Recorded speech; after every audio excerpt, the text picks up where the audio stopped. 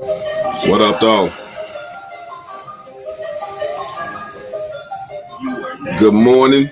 It's your man, M3, aka Scrap. Uh, this is your first time listening to A and Opinionated. Welcome. If you've listened to this show before, welcome back. Um, so I want to thank everybody that's been watching the show. Appreciate it. Appreciate the comments. But make sure that you go to YouTube, subscribe, hit the like button. This is going to help out a lot for me to be able to progress this show to the depths, the heights, and the widths that I would like it to go. So my topic this morning is going to be emotional intelligence, right? So I'm gonna be talking about emotional intelligence this morning, and how important it is. I mean, just think about people put all this stock into your IQ, your intellectual quotient, but overlook your emotional intellect, right? So I'm gonna get into that in a minute, right? I'm getting to that in a minute. So I read a quote yesterday that said, and it resonated with me. It said, "My comeback is gonna be bigger than my setback." I dig that, right? Because a lot of us, or rather all of us, have had setbacks in our lives, right? So if we've all had setbacks in our lives, we've had to come back from that setback, whether that setback was financial, emotional, physical, right?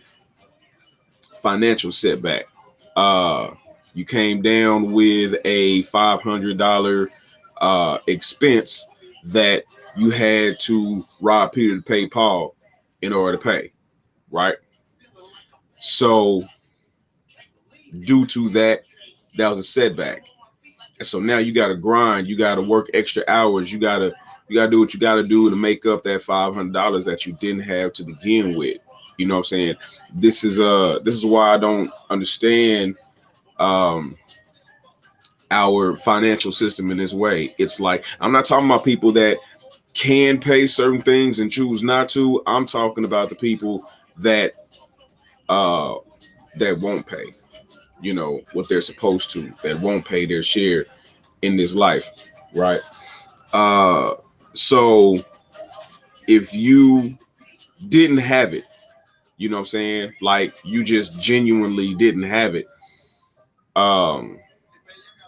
If you genuinely didn't have it, then if I genuinely didn't have it on the first, what makes you think I somehow got it on the 15th? Nah, still ain't got it. You know what I'm saying? So taxing me and putting taxes on what it is that I owe, that's what used to happen in prison. That's why it was some dudes that would owe money that would just end up getting beat up, because one of the rules in prison, and I heard it when I was young. It was the funniest thing ever, because just the things you learn in the life that you lead. It was this old white dude, and he'd owed a debt to somebody, and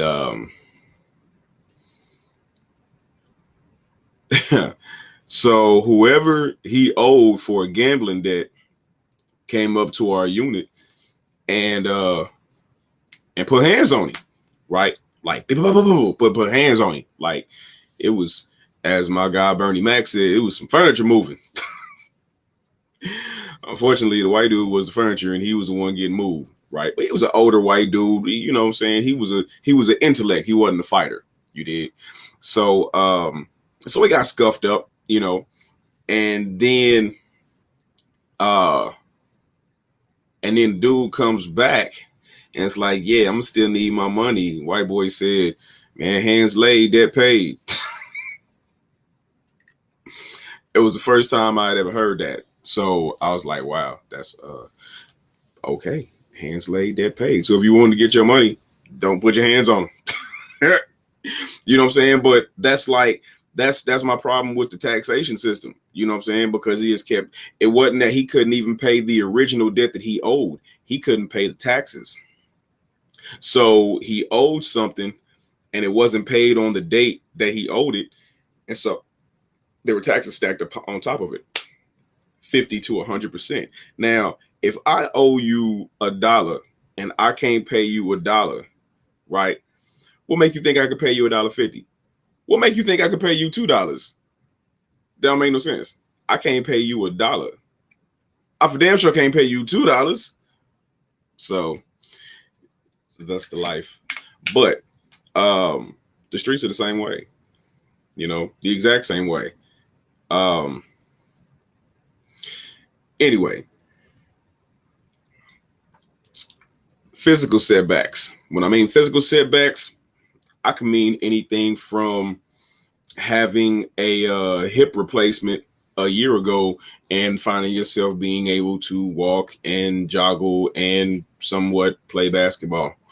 By physical setback, I mean you go through something, you get sick, you go to prison, you know, that is a physical setback because they are putting your physical body in a physical prison and telling your physical ass you ain't going nowhere till we say so. Right. Right. And then there's emotional setbacks. Right.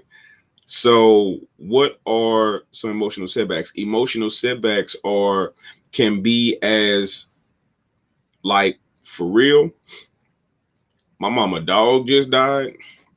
That's an emotional setback. We was all attached to that dog, you know? So when Coco died, it was like, oh man, you know?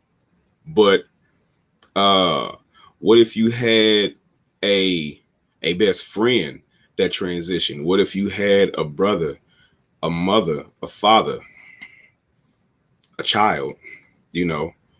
Your child leaving before you is probably the heaviest thing anybody would have to deal with, you know? So that is an emotional setback, but you need to have your comeback be bigger than your setback, you know? Find a way, you know? Find a way to say, okay, well, this tragedy struck. I had a physical tragedy to where I went to the hospital. Okay, well, I need to come out. I gotta immediately work out because I feel so weak. And people think that when you feel so weak, you're supposed to lay down. No, it's supposed to get stronger, right? Incrementally, it's like baby steps. Start coming up, you'll start feeling stronger, and you'll start working out. Hey, what's up, Marv? Salute, my dude. How you doing? Right. So you start working out, you start feeling stronger. You don't do something that will enable you to stay in the same condition that you're in, right? You don't lay down when you're weak. You know, you may need a few seconds to rest, but you can rest just by being static, by being still, you know. So you got to get up, you got to move around, right? They say, how'd the quote go? If you're feeling down, move around. If you're feeling great, meditate, you know? So it's when you feeling down, when you feel like your physical, emotional intelligence is low, you need to move around. Move around. You'll feel better. You'll feel better if you move around. when you are upset and you're sitting in one spot, all you're doing is tormenting yourself mentally about whatever it is that you've been emotionally distraught about, right? So let me wrap that, because I can make a whole show out of that quote, like real talk, but it ties into my morning topic. However, this is gonna be my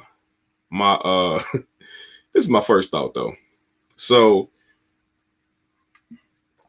every morning when I rise, when I come in and I turn on the TV, I turn on CNN, right? I turn on various news stations. I like seeing what everybody say. So I watch CNN, I watch I watch Fox News, you know. I wish there were an independent channel that I could turn to that would give a damn less as to whether you are a Democrat or a Republican, right?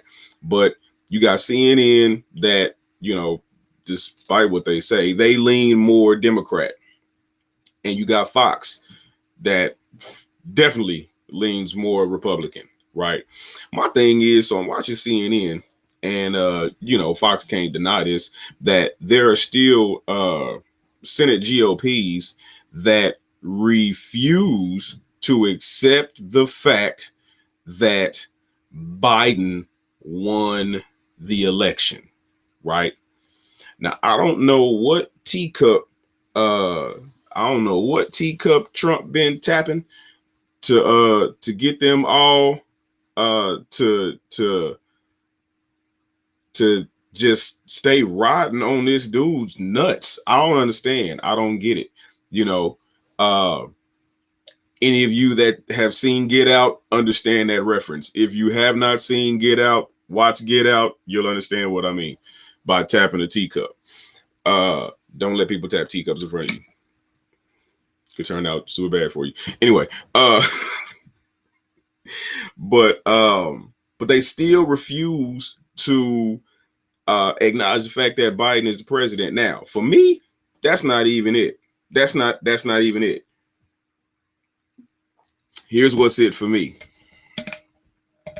Barack Obama set a record in regards to turnout and votes, right? Joe Biden broke that record with his win this year, right? Now you're looking at a cat that has run for president, I think at least twice before, talking about Biden, right?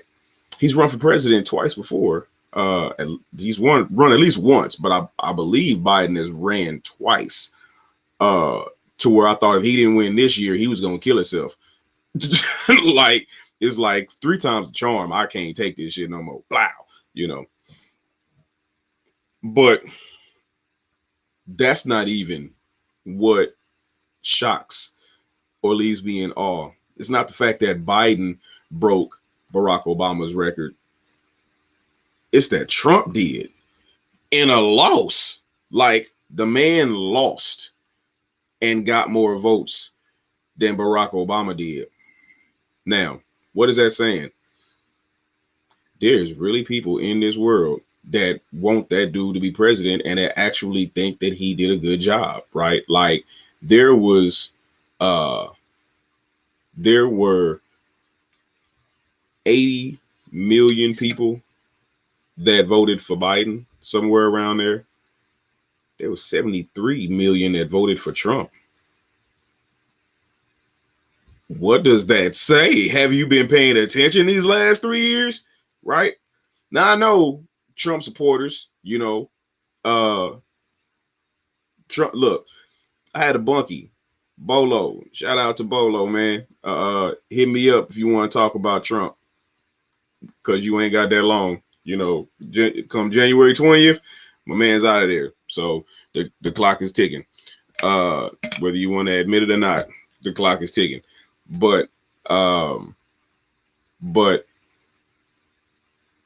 there's Trump supporters who can come up with all types of things to cover up, smooth over, or flat out just agree with the 25,000 lies this cat done told in 3 years. Damn. You got to really be on your bullshit to tell 25,000 lies, in 3 years. You know what I'm saying? I don't know how many lies that is a minute, but with the ex Twitter in chief, he pulled that off. He really pulled that off. Anyway, but so let me move to my main topic of the morning, which actually kind of ties into Trump, because if you don't manage your emotional intelligence is managing you. Your emotions as a whole are managing you. So you have to have a healthy management, a healthy control of your emotional intelligence, of your emotions in general, right? You have to have a healthy management of it. So when you don't, or if you don't, then that causes your entire being to be unstable, right? So what is emotional intelligence? Emotional intelligence is the ability to understand, manage, and express your emotions in a healthy way, right? Now,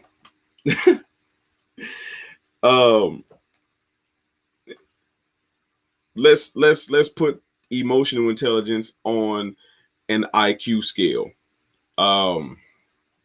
So they say anything like over 130 is considered like low level genius. You got your super geniuses that got like a 300 IQ.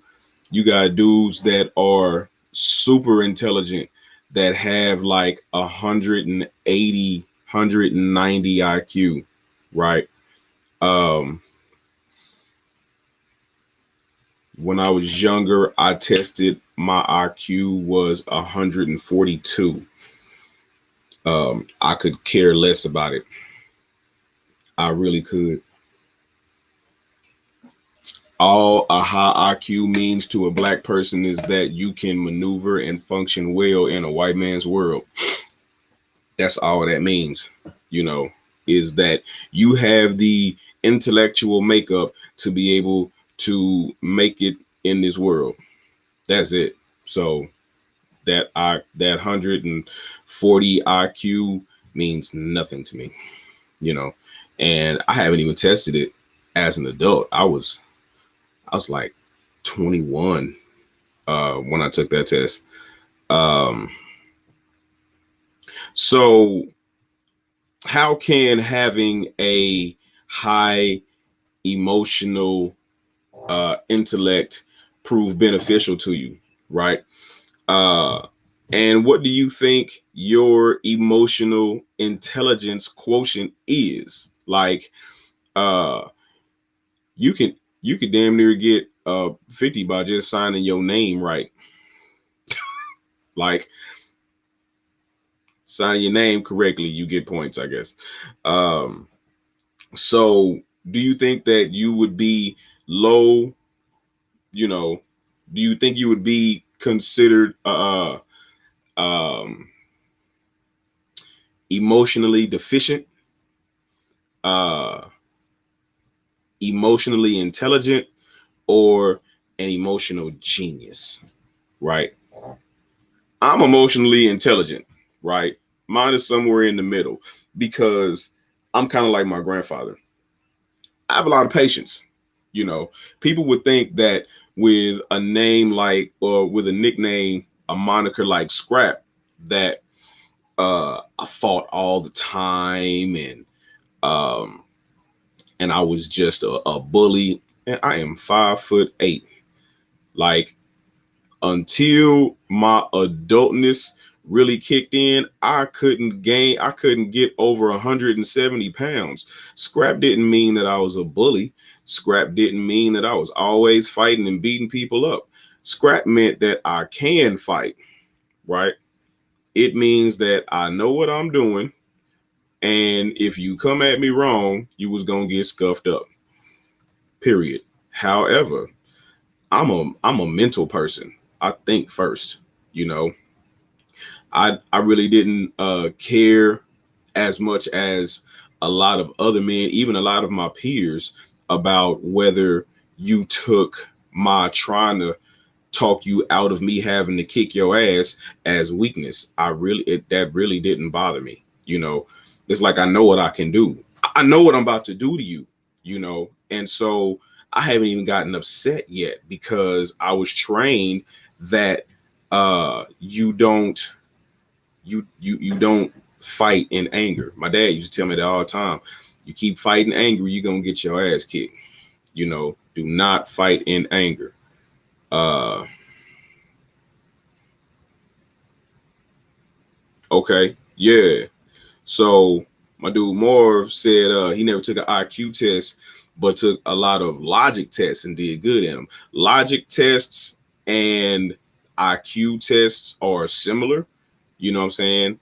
They test fairly the same things. You know what I'm saying? They test pretty much the same things. But yes, it's a little different than a full blown IQ test. Plus, I don't know how um, I don't know how they score the logic tests. So uh, I don't know who this is. Um, all right, but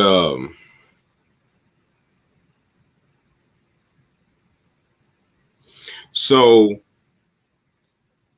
how can um, how can IQ tests help you in life, or EQ tests help you in life?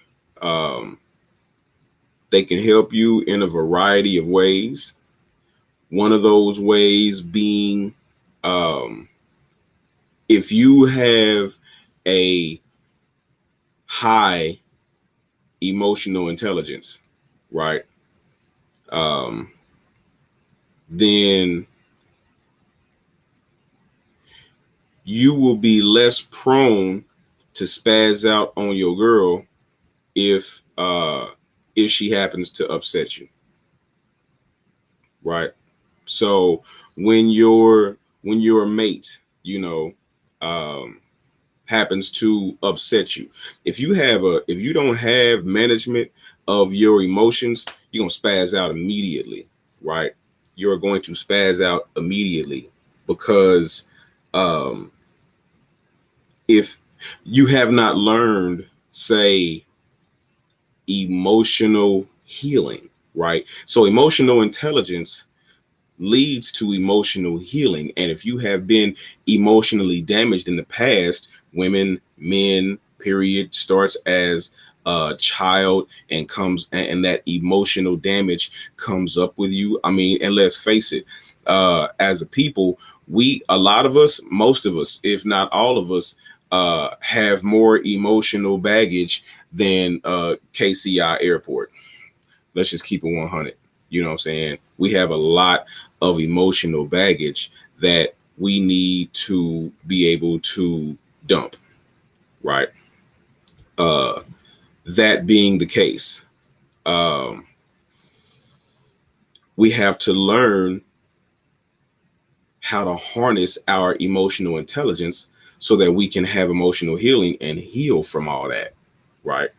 Um, And then as men, we have to have a higher emotional intelligence because we have to be able to be there for in the event that you have a woman who has a very low emotional intelligence, like everything just because women feel, right? And men think. Now, that's not to say that women don't think, because women are some of the sharpest creatures on this planet, you know. And that's not to say that men don't feel, you know. The thing is, a lot of men and women were trained different as children, right? The women saw older women that trained them to feel, and the men or the boys saw older men that trained them to think and react, right? So that being the case, that's how you grew up. Now, if you grew up different, then you grew up different. You know what I'm saying? Like, you may have had women that grew up with really solid, sound, strong female role models that was like, you're not going to grow up and be this emotional babbling mess. You're going to grow up and you're going to be a thinker. You're going to do that. You're going to think your way. You're not going to just break down and get to crying if any little thing comes to upset you, you know. But that's how men are, you know. Boys were trained, don't cry, don't cry. A lot of us play football. A lot of us play sports. A lot of us got hurt, lost a game. And because I see it all the time in the kids that I work with now, it's like they'll lose a game and bust into baby crocodile tears. And I'm like, why? What are you crying for? You know, what are you so upset about? And they're upset because they lost. They're upset because they don't have a firm handle on their emotional intelligence. And so their little emotional roller coaster is doing this. You know, their little emotional roller coaster has dramatic ups and dramatic downs. You know, they little you just like, if you don't have a maintenance on your emotions, this is what your emotions are doing on a daily, on a momentary basis. And what I mean by momentary is happening moment to moment. My guy Moore was saying, he said those were his mother's words. So mom said the same thing I did because, you know, I'm basing it off of my personal experience. You know, my mother was the one telling me don't cry. You know, like my mother and my grandfather. I had uncles. I had male friends of the family, you know, that was there when I was much younger. You know, they're telling me stop crying. You know, but I asked my mom, like, after I seen all these little emotional kids in this day and age, I had to ask, you know, like, was I a crybaby? Like, every time I lost or got hurt or whatever, did I just come to you crying? She said, yeah, at first, you know, but you was done with all of the real crybaby stuff by the time you was 3. By the time you was like 5 or 6, you ain't doing a whole lot of crying. You know, you get mad, you know, which is also a part of emotional intelligence. Like, I remember, like, I had up until probably my late 20s, early 30s, like, terrible anger issues. Now, that's where the moniker comes in, you know, because while I may not have technically started the fight, my actions were that of an angry individual. And because of the laws of cause and effect, while I may not have started the fight, my aggression and my overt anger would lead someone else to be like, man, this dude's being awful aggressive. Hey, man, what's up with you, man? And so I'm already angry, you know, but I'm still thinking. And it's like, I'm gonna give him a chance. And I'm gonna do it straight face. I'm not gonna be all, no, bruh, please leave me alone. Like, please leave me alone, you know, because I can kind of already tell you can't fight. I done looked at your stance. I done looked at your body position. You square, you wide open. You know, I'm about to tear you up. You know what I'm saying? You probably think I'm gonna fight conventional. I'm gonna fight southpaw because I can do both. You know, my dad taught me to fight ambidextrously. You know, my dad actually was the man that taught me the word ambidextrous. like the first person I ever heard use the word ambidextrous was my dad. You know, so he taught me that. Right. Facts, bro. So so now I'm talking about things as to how having a high emotional intelligence can help you in your relationships, because if you have a high emotional intelligence, then you're not going to get all worked up on certain things. When you're not going to get hung up on certain things. You did it again. Rather, I did it again. You're not going to get hung up on certain things in regards to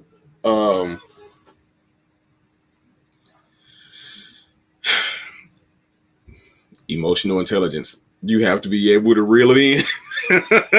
You have to be able to reel it in. I already know what's about to be said. So now how can it help you professionally? If you don't have a good hold of your emotional intelligence, then if your boss says something that you don't approve of, if you are someone who works with the public and you don't have a firm management of your emotional intelligence, then how do you think that's going to work? Like, people who do not have a firm hold of their emotional intelligence do not maintain the jobs that they have very long. And if you do maintain that job, you don't elevate, because you are not, say it with me, this is what they're going to say, you are not a people person.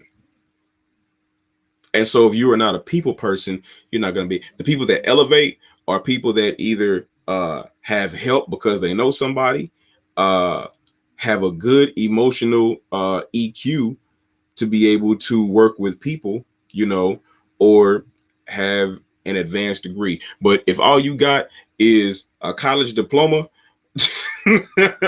if all you got is a high school diploma or an associate's in building maintenance, that's not going that's not going to do you no whole lot of good, right?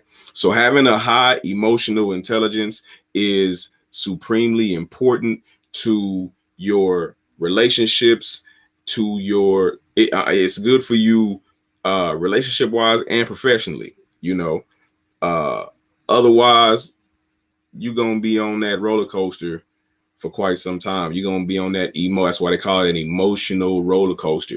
And it doesn't happen on a daily basis. Like I said, it happens from moment to moment, because you can have your emotions flare up for different things at different moments, right?